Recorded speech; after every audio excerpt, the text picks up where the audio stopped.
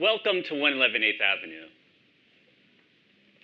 I know most of you are already quite familiar with this place as Google's New York City headquarters, and somewhere you probably spend an awful lot amount of your time every day. It's a gigantic, bustling building filling an entire block of Lower Chelsea and sporting sweeping views of the Midtown skyline to the north, the financial district, and Upper New York Bay to the south, and vast expanses of the Hudson River just to the west. It has one of the largest footprints of any building in Manhattan. At 16 stories high, it was the second largest building on Earth when it was originally built. 120,000 yards of concrete, 31,000 tons of steel, 12 million bricks, 4 acres of glass. It's still one of the largest buildings in New York City, a skyscraper laid on its side, bigger than the Empire State Building. This is clearly a curious and unique building. There's nothing else quite like it here in the city. And it's obviously a successful, vibrant home to at least one major internet tech company of the modern era. But why does it say Port of New York Authority on both sides? What does Inland Terminal Number 1 mean? Why are there bumpers lining the walls down 15th and 16th Street? It's a serious question. Why is the 15th floor elevator lobby so different and nice?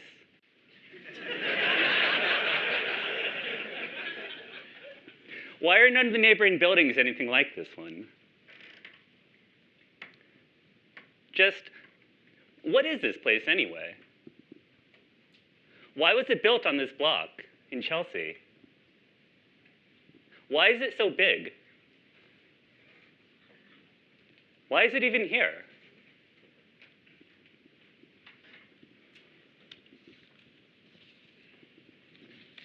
The story of this building is first and foremost the story of this. 1,500 square miles of raw earth and water nestled away in a little corner of the Atlantic Ocean. 771 miles of waterfront. Over 8 bays, 4 rivers, 4 straits, 17 counties, 200 municipalities, and 1 major world city.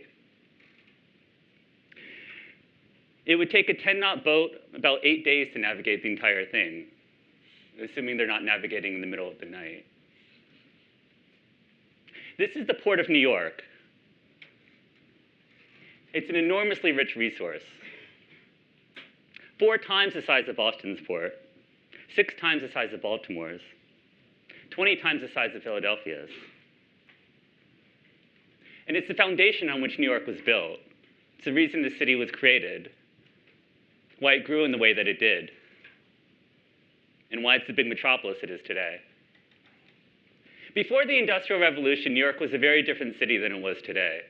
In particular, transportation was absolutely abysmal. If you wanted to get somewhere by land, basically you would have to take a stagecoach, maybe take a horse, or most likely walk over dirt, rocky, gravelish roads through the woods. We didn't have roads like we have today. It wasn't particularly pleasant or fast. Getting from New York to Boston might take about 6 days' time. So in this period, everything moved by water. Boats were a really big deal. Oceans, bays, and rivers, that's how things moved around. And the bays of New York in particular were attractive to settling the city in the first place. But come the 19th century, all this started to change. As a part of the Industrial Revolution, there was a sort of a sub-piece of that known as the Transportation Revolution, and it massively changed the country, leading it into the modern country and economy that we know today. There were, in particular, at the beginning of the 19th century, there were 2 critical innovations that had big impact. One of them was the steamship, pictured here. Someone finally figured out how to take a steam engine and put it on a boat, which meant now boats could travel upstream just as easily as they could travel downstream. It sounds kind of simple, but that absolutely revolutionized transportation and the economy and the country and the world. This was used in conjunction with canals, which were used to create waterways into the interior. So it was possible to start settling and creating economies outside of the ocean and waterfronts. In particular, there was one canal that had massive, massive impact on the country, and that was the Erie Canal. It was started in, I think, 1824, and it connected New York City with Buffalo. As soon as it opened, the time for traveling between Buffalo and New York cut by about half, and the cost of moving goods and freight plummeted by 95%. It basically put the Midwest on the map and massively expanded the size of the country and created an economy which linked the Midwest and with the Northeast, and then with Europe on beyond. And New York City was at the center of all of this. This was the era that New York really came into preeminence. This was the era that New York vaulted beyond Philadelphia to become the country's preeminent city. But it's these guys that had the biggest impact of them all. It's these guys who are more responsible than probably any kind of technological innovation, or definitely a form of transportation, to create the modern country that we know.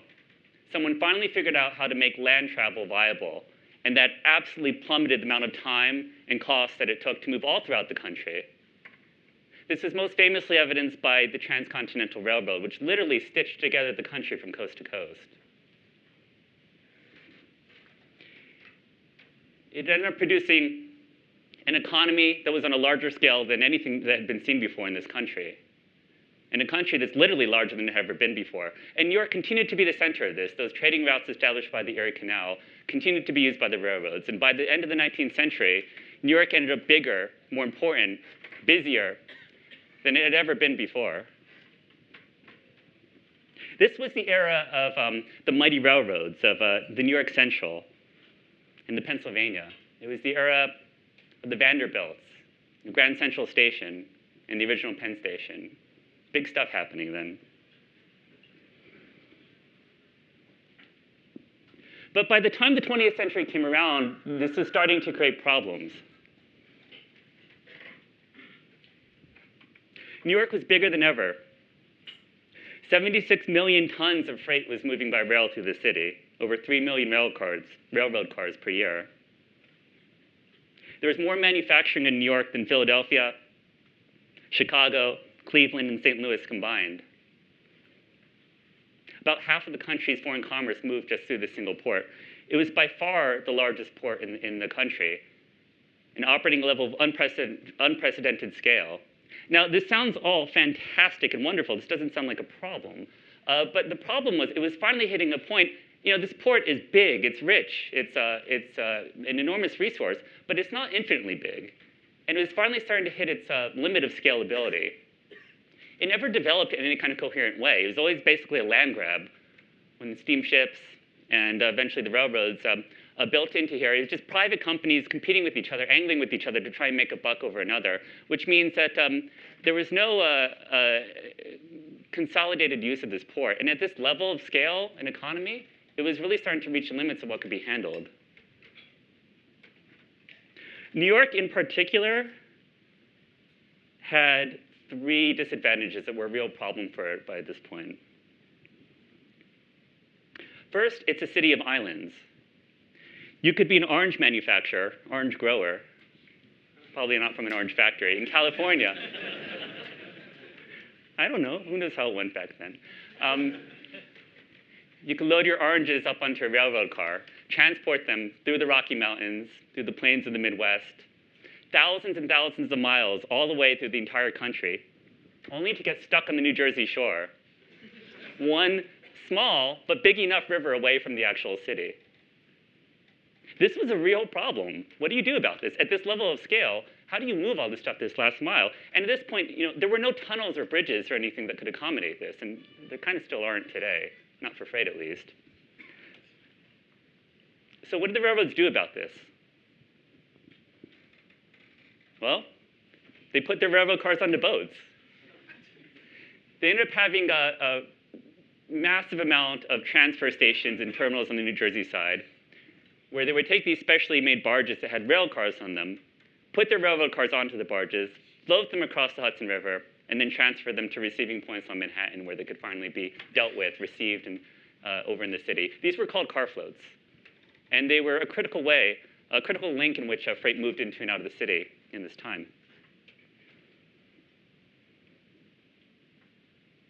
The other problem that New York had was this was a very fragmented network.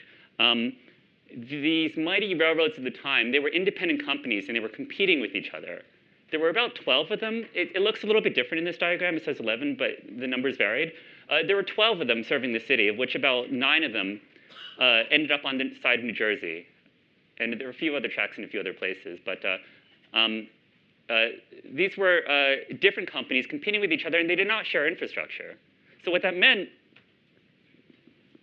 was that all this infrastructure of railroads, stations, piers, ferries, tugboats, lighters, car floats, motor trucks, warehouses, and markets was duplicated 12 times. This was not efficient. And then the third problem that New York had was a simple political one. This is one big natural unified port, but it's politically split in two. On this side, you have the state of New Jersey, and on this side, the state of New York. And they didn't always agree with each other, so it wasn't always easy to work on these situations and get the political will to. So the practical consequences of this was that it was enormously expensive to ship stuff to and from New York. It was enormously expensive to bridge that last mile. It was stated that it cost just as much to take freight from Buffalo to New York as it did across the Hudson River itself. And even worse, because these railroads, they all had their own proprietary networks, like a rail belonged to one company and didn't belong to another company, you got some absurd routing scenarios. So here's an example where somebody was shipping freight. I don't remember the kind of freight. But they were shipping from basically Jersey City to Jersey City. And you can see where the origin and the destination is, right? It was about, I think, a 4-mile difference. But because of the way the tracks were owned and laid out, it actually shipped over 58 miles over, I think, 4 days to get to its destination. The railroads who shipped it, they wanted to maximize the amount of time the stuff was on their rails because they made more money doing that. Sometimes it just got stupidly absurd. This is 180 miles. And then another consequence of all this was just all this duplicated infrastructure created a lot of wasted space. 50% of New Jersey's waterfront was used by railroad yards, and 43 piers on Manhattan. This was considered an enormous waste of space. It was much preferred to use piers for shipping and passenger liners and that sort of thing, as opposed to unnecessary railroad infrastructure. And of course, Manhattan's west side, with all this infrastructure on the Manhattan side, was congested beyond belief. Every railroad had their own receiving stations and delivery stations, and merchant trucks from the city would have to come to them and fill up the streets and load cargo onto the streets, and there were congestions and waits everywhere. And the whole west side, we're in this west side kind of, was basically a disaster. And it wasn't just economic concerns about New York that were the problems here. There were actually national security concerns for this, security of the entire country. This really came to head in World War I. World War I ended up giving the port more usage than it ever had in history, as the United States was trying to supply the war effort over in Europe. And what happened is the port couldn't handle it. There were railroad cars backed up all the way to Buffalo. They ultimately had to divert traffic to other ports like Philadelphia and Boston because they couldn't handle all the load that was going through the port. In 1917, the government even temporarily nationalized the railroad network in New York in order to make this stuff work efficiently. This was basically a crisis. This was a system that was not scaling and was starting to fall apart in a time of real need.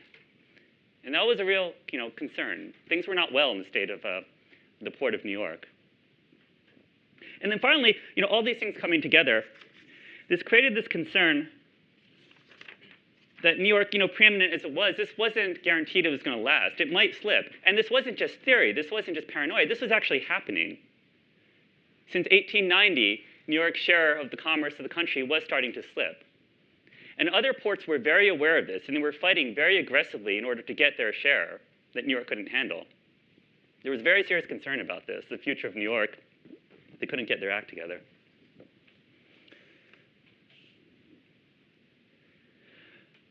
World War I, that experience with World War I was a huge wake-up call for the area, that things were not well. But it took an even more immediate crisis to actually trigger the will for change. This happened in about 1915 and was called the New York Harbor Crisis. Basically, New Jersey was looking at the situation like, OK, yeah, it's really expensive to do all this stuff and have these car floats and all these duplicated stations and all this extra effort it takes to get to Manhattan. But why is that New Jersey's problem?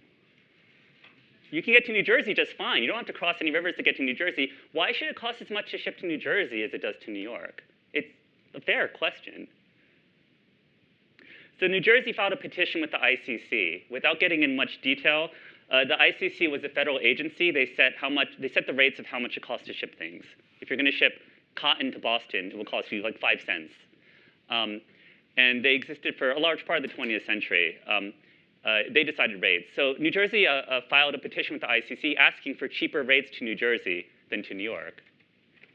What that meant in practice was they wanted to split up the port. And that was really scary to a lot of people. It wasn't clear what would happen if you split up the port. Maybe it would help New Jersey. Maybe industry would just leave outright and things would get much worse. The ICC ultimately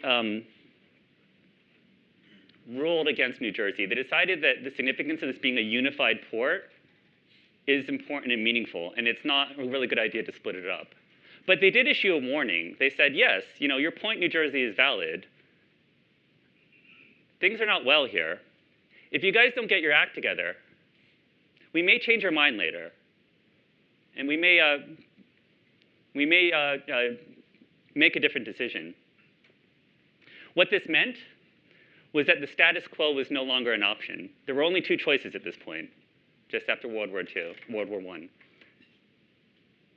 Fix this port or break up this port. That's what they had to choose from. So what the states did is they appointed a commission. It was a bi-state commission run by both states. It was called the New York, New Jersey Port and Harbor Development Commission. And they were tasked in 1917 with basically looking at the situation and figuring out what to do about it. They did an exhaustive study of the port over 3 years. It was the most exhaustive study of this port ever done. And ultimately provided a 495-page report, which had a recommended plan of what to do, and the structure for a regional authority that would be empowered to execute that plan. This regional authority is what became the Port Authority, who started just a year later. They were an amazingly innovative and controversial political structure in way more detail than I can get into right now. But the gist of it is they're an organization that's owned by both New York and New Jersey. Both states own it. And they're empowered to make improvements from a holistic perspective over the port region, that satellite image that we saw before. The plan that this commission came up with was called the Comprehensive Plan. And it was basically a fundamental reorganization of the region's transportation railroad network, focusing on unification, deduplicating all this duplicated infrastructure, rational planning, efficiency, again, looking at the whole thing from a holistic perspective for the health of the region. So with that, New York and New Jersey, with ratification by Congress and the President of the United States, allowed the creation of the Port Authority as an organization in April 1921. They were seeded with $100,000 of seed money and given 8 months to produce a version of this plan that could save New York.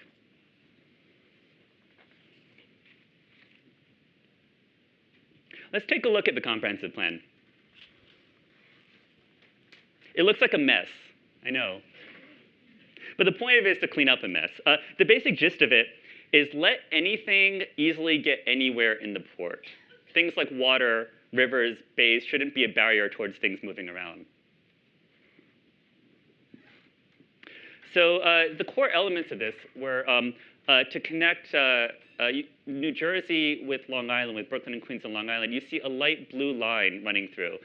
The idea was they would create a special railroad line which connects with all the independent companies' rail lines. So stuff coming in from any one private company's line could connect to that line, run through all of New Jersey, run through a newly built tunnel connecting Jersey City to Beverage or Brooklyn in the dark blue, and then run up through Brooklyn and Queens, therefore connecting New Jersey with Long Island. As for Manhattan, the problem with Manhattan itself, it was a really awesome proposal that they had. It was really neat and crazy. I'm going to go to the next slide to zoom in a little bit because it's easier to see in the next slide. They proposed, instead of all these car floats, creating this loop of an auto-electrified rail system, kind of like a Disneyland people mover. Railroad freight would transfer from the New Jersey side rail yards onto these automatically moving cars, go through a new tunnel underneath the Hudson River, deep into Manhattan, where they would be deposited into a series of inland stations strategically placed throughout the city that would whisk them up through elevators, not like the elevators we have in here, just to be clear, but through elevators where they would do the processing that you needed to do.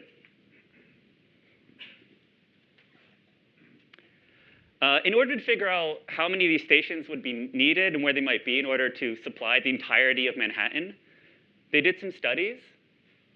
So over here is a study of the freight density of Manhattan. Basically, each one of those dots represents a certain amount of freight being processed through the city. So they plotted this onto the map of Manhattan and then created 9-ish different zones of equal freight density. And then from those zones, they decided they would have one terminal serving each one of those zones. So the idea of it was it would kind of be like a post office for freight, right? If you're a merchant and you need to deliver freight, rather than going to every single different railroad station's individual depot station, you would just go to the terminal that was serving your zone. It would be inland, away from the waterfront, which they wanted to use for boats and that sort of thing. And then the Port Authority would figure out how to get that to the railroads. Well, through this auto-electric system. So this is basically the idea. But they recognized that some of this stuff would not happen overnight. You can't just build tunnels like overnight. And there was an immediate crisis to be solved. So they also came up with a plan for present relief, a limited version of this, which they could execute immediately to get immediate effect. And the idea of that was basically take all these car floats and consolidate them. Instead, use these little courier trucks, which would pick up on the New Jersey side from the rail stations, and then either get ferried across the river or maybe use the newly built Holland Tunnel, which is getting created, and then drive all the way into these inland stations without the rail connection, without needing to build the tunnels. And then build the stations to support them. So that was the idea for immediate execution. And they took that idea, they negotiated with the railroads, and then they decided they were going to focus all their efforts, all their initial efforts into one single project. The Union Inland Terminal number 1.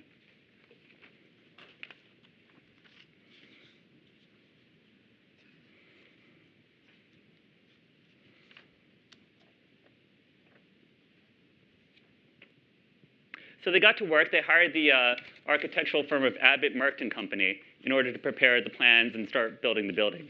The initial place they were going to build it was not here. It was in Zone 3W, which is between Spring Street and Christopher Street, just to the south of here.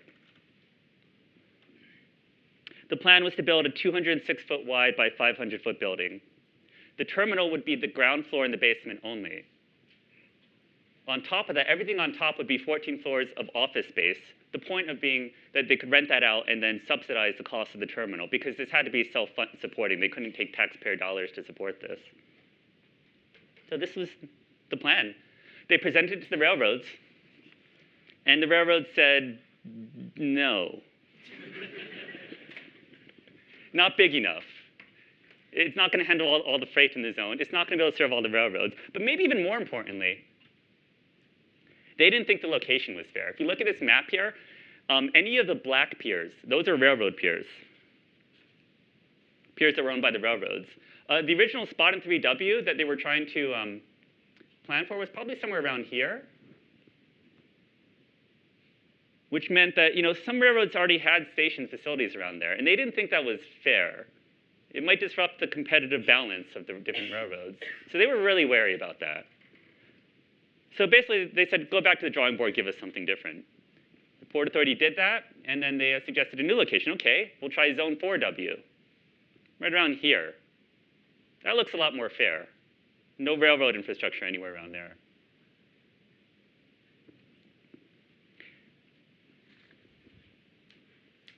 It would be an even bigger terminal, too. 206 feet by 800 feet. Could hold 100 merchant trucks at a time. And it would have these amazing truck elevators. So the tenants in the upper levels, they could get store door delivery right to their storefront, even if their storefront happened to be on the 6th floor of the building, which is really exciting. The exterior would be, quote unquote, simple and inexpensive, but dignified and pleasing.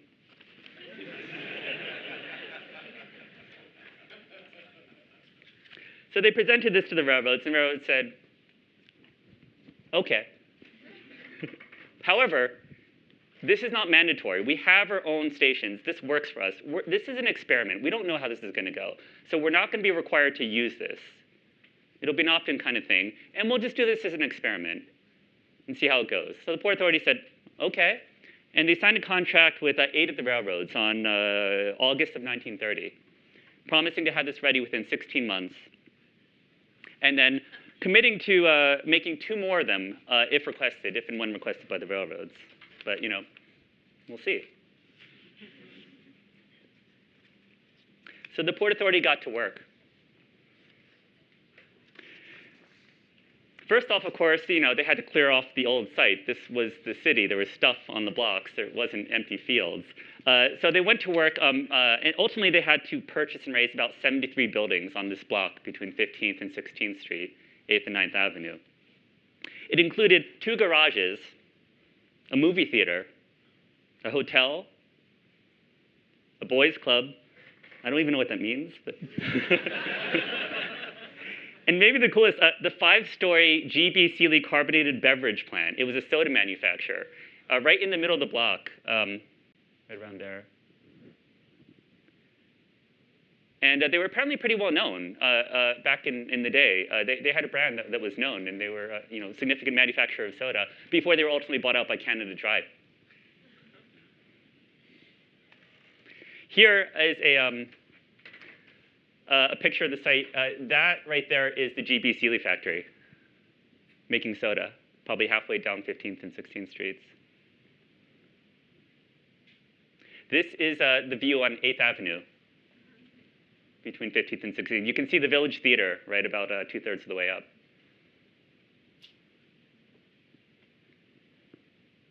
This is looking at 15th Street West. You can see Chelsea Market in the distance.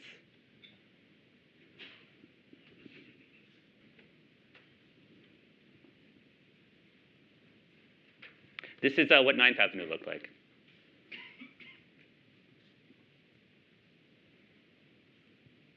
Demolition began in 1931.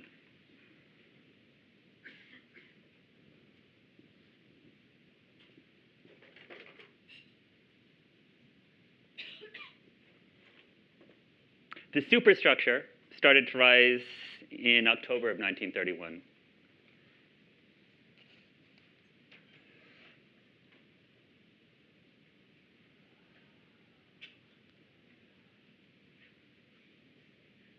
Pretty cool pictures.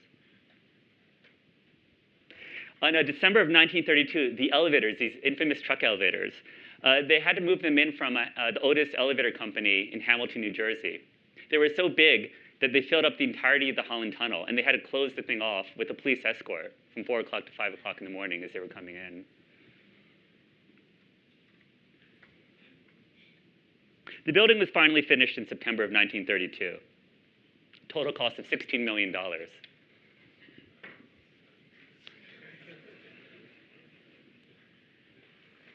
In January of 1933, they had a dedication for the elevators.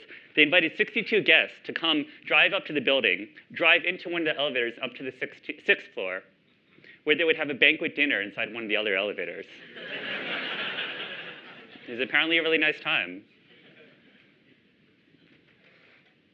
On February of 1933, they had the formal dedication for the building. Dignitaries, speeches, that kind of thing. Howard Coleman, a executive of the Port Authority, he placed a metal box in the cornerstone of the building, wherever that is. In that, he placed a copy of the previous day's New York Times, copy of the contract with the railroads for building this building, and an image of when FDR was on the site first breaking ground with the steam shovel. The first user of the terminal was on October 3rd of 1932. It was a truck with the American Tobacco Company that came in, 8 o'clock a.m. for a shipment. Everyone was excited.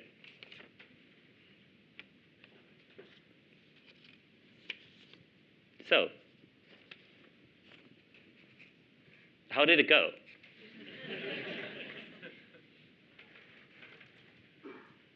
The building actually has a really storied and interesting history, in my opinion. They called the building above the terminal the Port Authority Commerce Building. And it had quite a variety of tenants over the time. These included Emerson Radio for a while. Macy's had some of their toy storage division on the 3rd floor. Woolworth had the entire 3rd floor for a while. The Triborough Bridge Authority had their executive offices there. That's where Robert Moses, if anyone knows him, sat for a while. And various New Deal agencies from the FDR era. Wrigley Chewing Gum had about a quarter of the 11th floor for a while. It's interesting to think about these things as we walk through these floors ourselves. Chewing gum being made over here. But probably the coolest tenant of them all, by far, was Commerce Hall. It was the largest exhibition center in New York. This is before the Javits Center existed. It took up the entire 2nd floor of the building. They had a lot of trade shows, like the National Business Show, the National Metals Exhibition, things like that. But they also had some quirkier stuff, the Leisure League of America's Hobby Roundup, and the Empire Cat Club's annual cat show.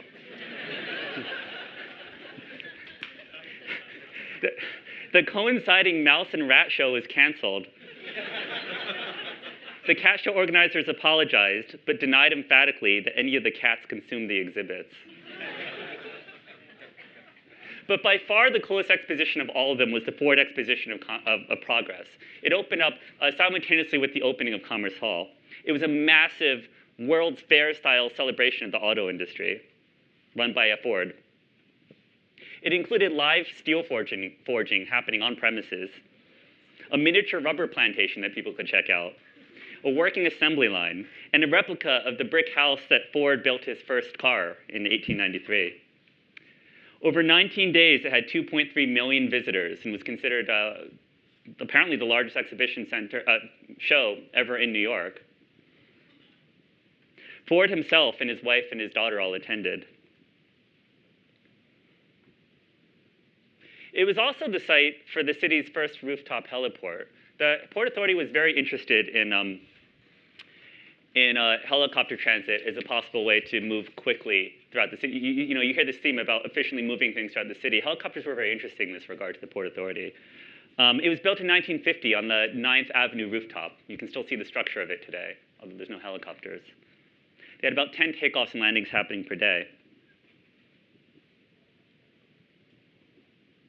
It was also the site of the city's first rooftop helicopter crash.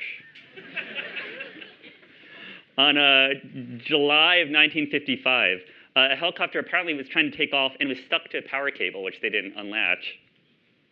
It fell upside down onto the 16th floor, dropped down to the 15th floor, and then stayed stuck there while a burning gas tank fell onto 9th Avenue. Both the pilot and the photographer on the helicopter were OK. They both survived, so that was OK. No, that was good. The building was also had its fair share of interesting crime stories. It was the first hit in 1952 of Mad Bomber George Metesky's terror reign of New York City over 16 years in a phone booth in the lobby. In 1944, it was the scene of a payroll heist with masked bandits, submachine guns, and pistol duels in the street. But by far the most infamous and devastating caper of them all was the great 1936 poultry napping of a $500 turkey hen from the Poultry Industries Exposition. And I'm just going to read the New York Times play-by-play on this because it's worth it.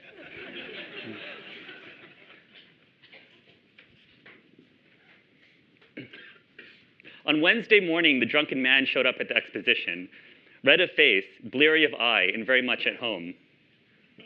Shortly before the Wednesday closing time, the uninvited guest reappeared, more bleary of eye than he had been in the forenoon.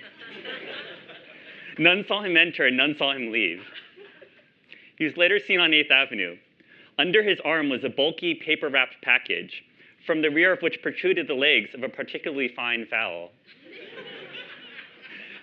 Still later, a guard found the bird missing from the show. Detectives found their man at 14th and 8th, still looking at the world through the medium of alcohol. But he had an alibi. He had a fowl, but it was a goose that a company gave to him. The detectives thought they caught him in the act, but when they checked with the company, his story checked out. But the mysterious goose lover offered a deal. Perhaps the $500 14-pounder could be produced at a certain restaurant if the exposition manager were to offer in exchange a dressed turkey of something choice. Ultimately, the detectives arrested him and solved the case. But they learned a valuable lesson for the next time. A turkey hen does not squawk when it is unceremoniously bundled up and carted away. Only gobblers squawk.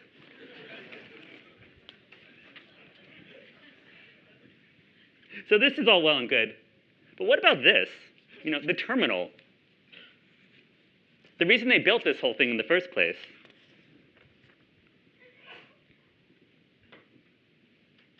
The plan to save New York. How did that go?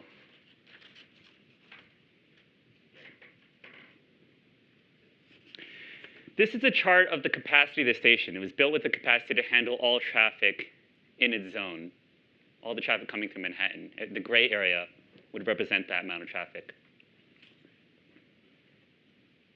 This is how much the railroads used it. There was a blackout period in World War II out of security concerns. That's why there's a blank period in the 40s there. But you can see it wasn't heavily used. Now, freight in New York didn't go down particularly. It's not like the city wasn't operating. It was operating somewhere, but it wasn't happening here.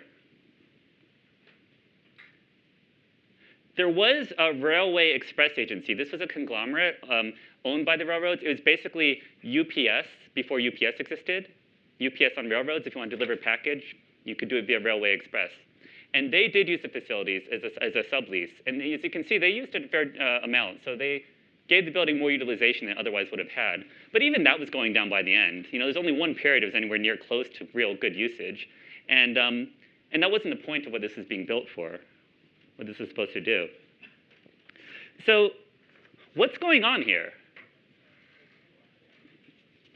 Well, the fact of the matter is the railroads were never interested in this plan. Maybe the Port Authority should have taken pause when even in 1927 they noted, one railroad was, convinced that the estimates of these inland stations would not produce the benefits claimed, either for the public or for the railroads. That's not a glowing endorsement. The fact of the matter is, the railroads, they didn't compete on price, efficiency of the port. They didn't really care about these things.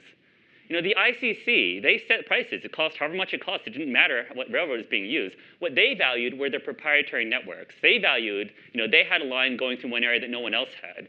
They had a special terminal in an area of the city that no one else had in that area.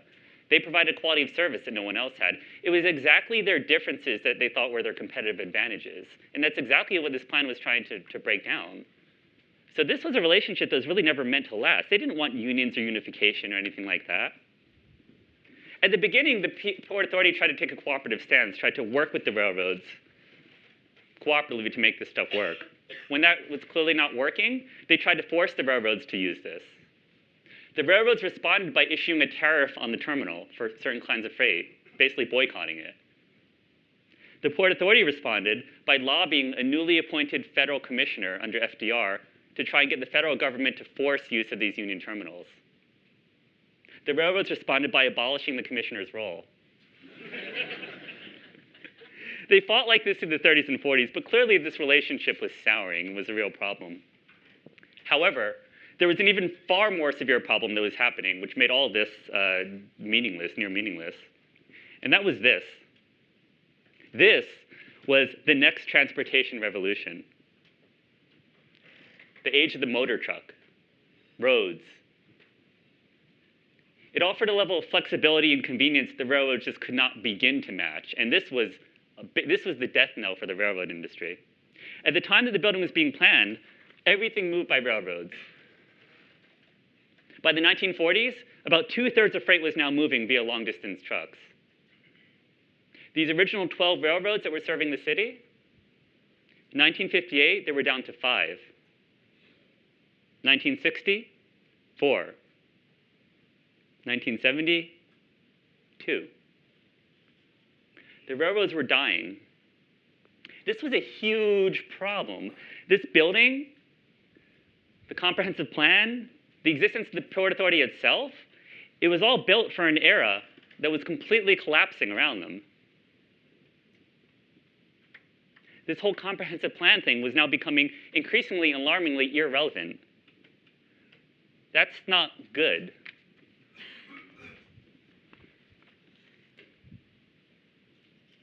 The Port Authority responded to this by basically jumping ship. They abandoned their original purpose and dove into this new world of the automobile without ever really looking back.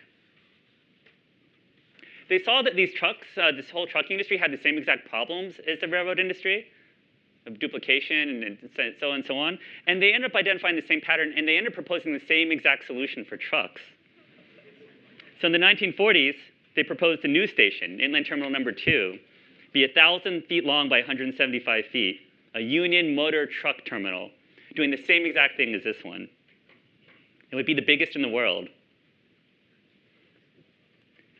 It opened on November of 1949 at the corner of Washington Street and Houston Street. And it had the same exact results. No one used it. The trucking companies, they didn't want to lose their individual identity. So it limped along below capacity for a number of years until UPS signed on as an anchor tenant. And they eventually bought the building in 1992. This is what it looks like today. But the Port Authority is committed or stubborn, depending on your vantage point. And they decided, let's do it again. Let's try it again. So in 1945, they proposed an even bigger terminal. Union Motor Truck Terminal Number 3, 1,100 feet by 200 feet, and definitely the largest in the world. They made another pretty rendering for it. And this one opened in 1951. This was an immediate disaster. The local trucking unions boycotted it. They didn't want to use it. And this one limped badly for a while. And then this, too, it ultimately got sold in 1980. This is what it looks like today.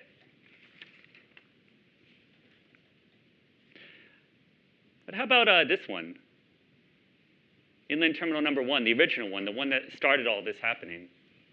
What happened with them? With here? This is going to sound sad. It continued its slow decline into sad irrelevance over the years. In 1957, the first serious downsizing happened. That's when the railroads, for the first time, subleased a big chunk of the terminal and ceased to exclusively use it. By 1963, the railroads officially ended their leases and stopped using it.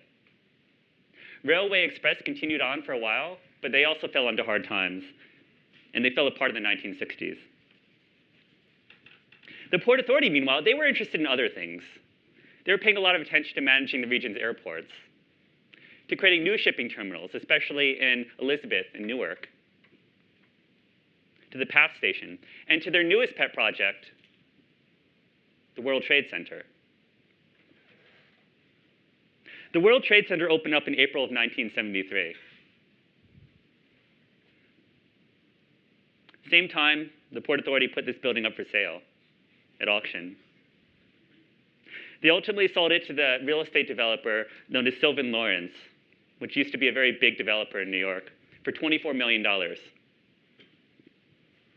Port Authority themselves, they moved their headquarters then from the 15th floor of this building into the new World Trade Center. And the long and storied identity of this building is more than something than just another New York office building was officially over. Which begs the question, was this Union Terminal theory just misfounded?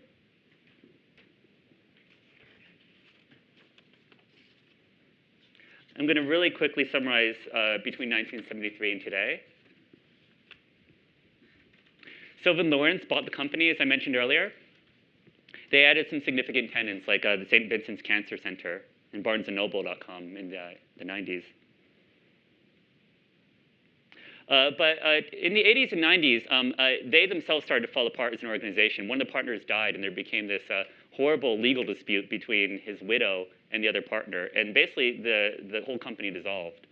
In, I think, 1998, I think it was, they sold their last 4 properties in Manhattan. They used to have 128 properties.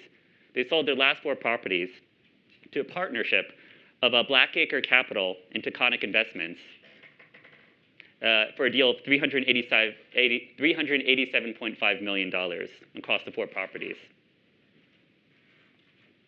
Then Taconic bought it out, and they continued to seriously update the building. They created the efforts of turning this into the Carrier Hotel that made it basically a holder of some of the backbone infrastructure of the internet. And they started to attract a lot more upscale, quote-unquote, first-class tenants. They attracted one particularly ambitious and hungry tenant called Google, if I'm pronouncing that right, who moved here in 2006 onto the 4th floor. Google eventually bought the building outright in 2010 for $1.9 billion, which is easily one of the largest real estate deals in US history. So what became of all the main characters of this story? The trucking industry continued to rise without challenge and became what today is the unambiguously dominant form of transport across the land. Today, about 65% of US freight moves via truck. In New York, it's 90%. We see this directly in the congestion and pollution that we see on our city streets every day. The railroads, by the time that this building was sold in 1973, the industry was already solidly collapsing. The last old railroad empires, they bankrupted in the 1970s, and they were ultimately folded into a government agency called Conrail. But the concept never died. Railroads still exist. They're still good at what they do. And even today, about 11% of US freight moves via rail. And it's still a $60 billion industry. For the Port of New York, it's still a major port, an important port, but it's no longer the biggest. It's now 3rd behind Los Angeles and Long Beach. Critically, all of the port infrastructure migrated from Manhattan over to Elizabeth and Newark. You can kind of see that if you look at the container ships and those facilities when you're by Newark Airport today. And that's why we have parks on the Manhattan waterfront today instead of shipping piers. Oh, and that tunnel that was part of the comprehensive plan that would connect Jersey City to Bay Ridge and Brooklyn, there's a lot of talk of trying to rebuild that again today. So maybe there was really something to that. That 90% of freight that comes by truck, maybe that whole rail thing still matters. The Port Authority, they're as big and relevant and involved with as many things as ever. As anyone who has used any of the airports, used any of the tunnels, the Lincoln Tunnel or the Holland Tunnel, the George Washington Bridge, rides the PATH train, stares up at the New World Trade Center, or has heard of Bridgegate, knows about. Oh, and that terminal concept, that unified terminal concept, that one that they tried 3 times and failed at 3 times. That one which is part of the very founding of why the organization was created, their plan to save New York, all that. Well, they tried it again. In the 1950s, they found yet another case where there were disparate carriers who had duplicated infrastructure and weren't really working efficiently together. So they built another Union Terminal. And this time, it worked. This one was wildly successful and is still heavily used today. And yes, it did originally look like that. Finally, of course, there's this, 111 8th Avenue, the one that started it all.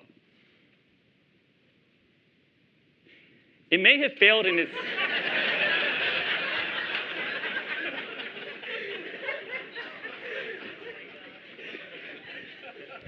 It may have failed in its stated purpose, original purpose, but clearly something clicked with this building at some point. Now we're thriving home to Google, where we're building the transportation pipelines that define our own digital era.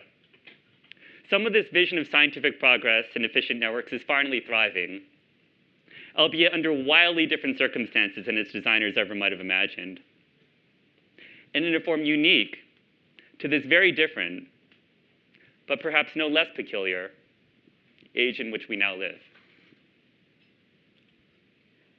Thank you.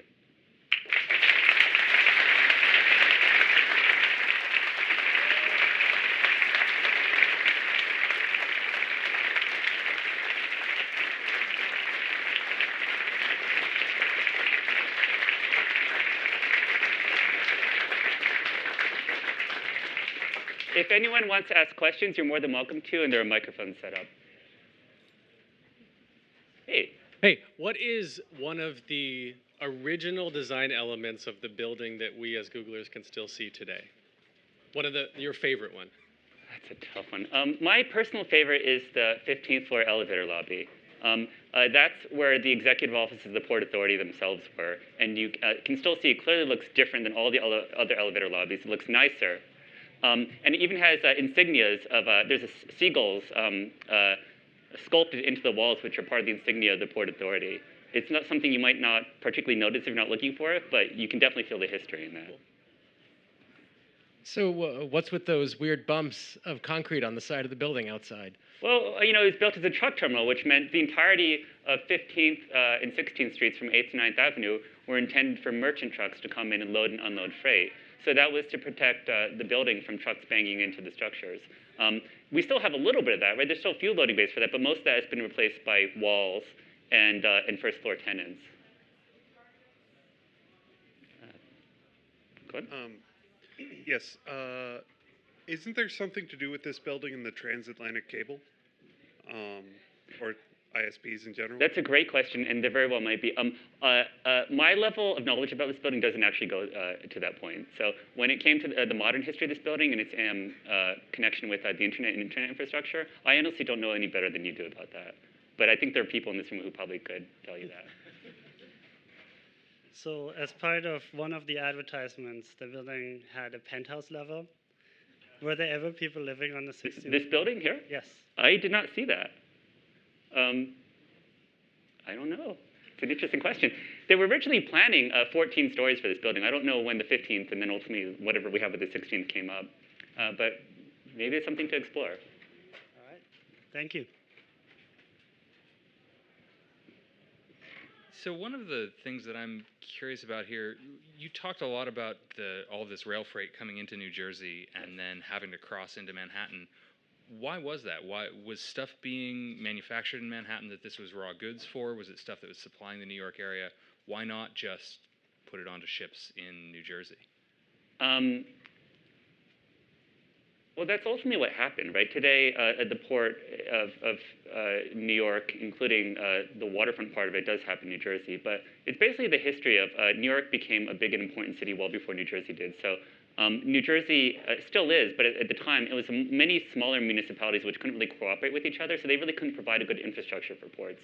So the big city, which was originally Manhattan and eventually New York, they had their act together, and that just became the natural focal point. And of course, the Erie Canal, when that developed, you know, things like New Jersey didn't matter so much. So it's basically historical, but ultimately what you're saying absolutely does make a difference, and that is how things ultimately went. Thank you. Thank you very much, everyone.